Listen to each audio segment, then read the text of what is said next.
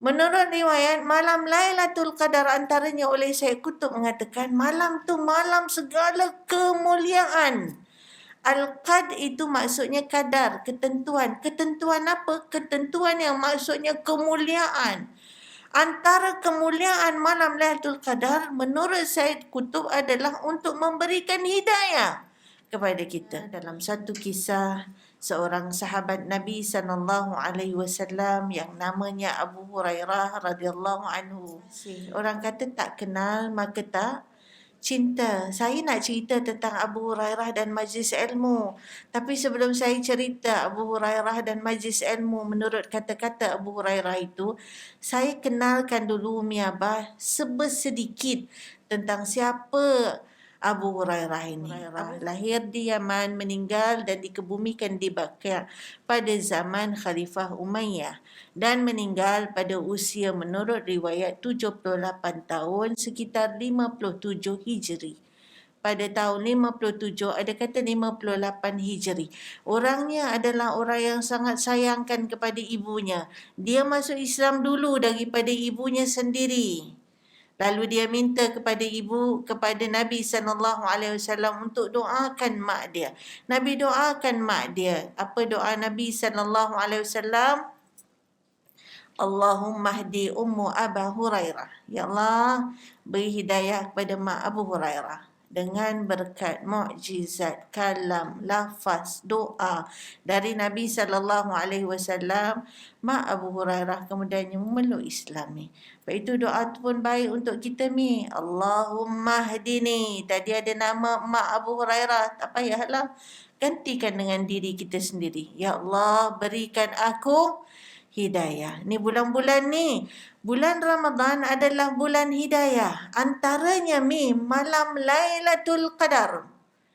Menurut riwayat, malam Lailatul Qadar antaranya oleh Syekh Qutb mengatakan malam tu malam segala kemuliaan. Al-Qad itu maksudnya kadar, ketentuan. Ketentuan apa? Ketentuan yang maksudnya kemuliaan. Antara kemuliaan malam Lailatul Qadar menurut Syed Qutb adalah untuk memberikan hidayah kepada kita. Apa maksud hidayah itu? Hidayah bukan sekadar bermaksud belum percaya kepada Islam, percaya dan memeluk Islam saja. Dua makna. Satu hidayah umum, satu hidayah khusus. Hidayah yang tadi belum Islam, belum percaya kepada ajaran yang dibawa oleh Nabi SAW tu dia dapat hidayah khusus. Adapun hidayah yang hari-hari kita berurusan dalam hidup kita ni, itu semua adalah hidayah umum. Timbulkan dalam hati, jentik hati kita, jom datang majlis ilmu. Itu juga adalah petunjuk daripada Allah Subhanahu Taala. Tinggal dulu rumah tu, mari datang masjid. Tu pun dijentik oleh Allah Subhanahu Taala. Semua tu atas niat kita, atas usaha kita, atas doa kita, atas hidayah Allah Subhanahu Taala. Sebab tu hidayah ni sesuatu yang sangat besar dan kita ni nak cari malam Lailatul Qadar tu.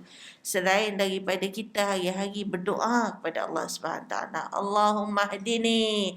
Macam yang Umi Abah baca bila salat subuh depan tu, Allahumma hdini fi man hadait, berikan aku hidayah macam orang yang telah kau berikan hidayah. Banyak-banyak baca dalam bulan Ramadan ini. Mudah-mudahan sentiasa mendapat rahmat hidayah daripada Allah Subhanahu Taala. Satu lagi last tentang Abu Hurairah. Alhamdulillah ibunya memeluk, percaya dan beriman kepada Allah Subhanahu Taala dan kemudiannya rasa kasih sayang semakin meningkat di antara mereka ini. Masuk je Islam, mak dia percaya je mengucap 2 kalimah syahadah. Abu Hurairah pergi lagi kepada baginda Rasulullah SAW, minta lagi doa dengan Rasulullah SAW. Apa yang dia minta, Umi Abah boleh semak lagi ceritanya dan boleh dapatkan doa tu nanti. Dia minta Nabi SAW doakan, kami dikasihi oleh orang-orang yang beriman dan kami mengasihi orang-orang yang beriman.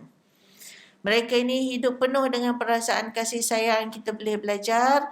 Dan salah satu daripadanya Abu Hurairah ni sayang sangat pada mak dia. Kalau Nabi bagi dia kurma, Nabi ni tak kaya.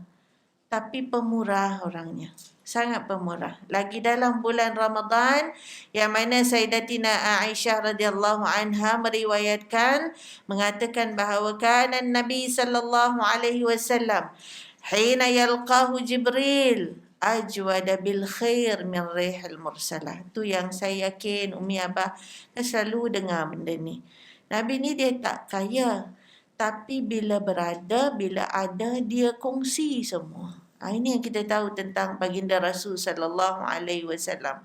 Bukti tak kaya, tengok rumah macam mana. Bukti tak kaya, tak pernah kenyang 2 malam 2 hari berturut-turut.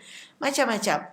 Tapi bila ada, dapat, dia bagi banyak pada orang. Antaranya dia beri tu, bila membincangkan tentang ajwada bil khair, sangat laju dalam buat kebaikan daripada angin yang menderu. Dahsyat dia.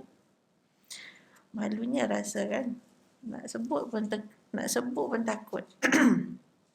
Ajwada bil khair itu menurut para ulama adalah banyaknya baginda Rasul sallallahu alaihi wasallam itu bersedekah. Itu maksudnya. Banyak, sering sangat dia bersedekah. Dan kalau dia bersedekah antaranya dia bagi kurma, dia bagi 2, Abu Hurairah simpan 1 dalam kocik. Dia tanya, buat apa tu? Simpan. Bahasa mudah kita lah. Yang ni untuk mak aku, kata dia. Subhanallah. Ni untuk mak aku. Kita doakan ibu-ibu kita yang masih ada. Al-Fatihah untuk mereka yang tak ada. Dalam hati kita fikir, apa sepanjang bulan Ramadan ni aku dah beri pada mak aku.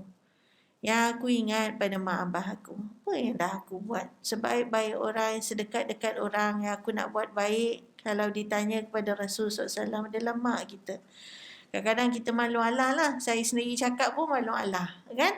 Mengingatkan bagaimana seorang sahabat punya ingatnya kat mak pada apa yang dia ada lebih. Apa je dia ada lebih. Kurma je ada lebih. 1 dia makan, 1 dia tinggalkan mak dia.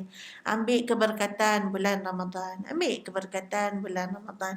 Ingat orang tua kita. Pesan ke anak-anak, jangan lupa orang tua kita bulan Ramadan ni. Bukan nak tunggu raya je datang bawa hamper, bawa apa. Bulan Ramadan ni rebut dulu.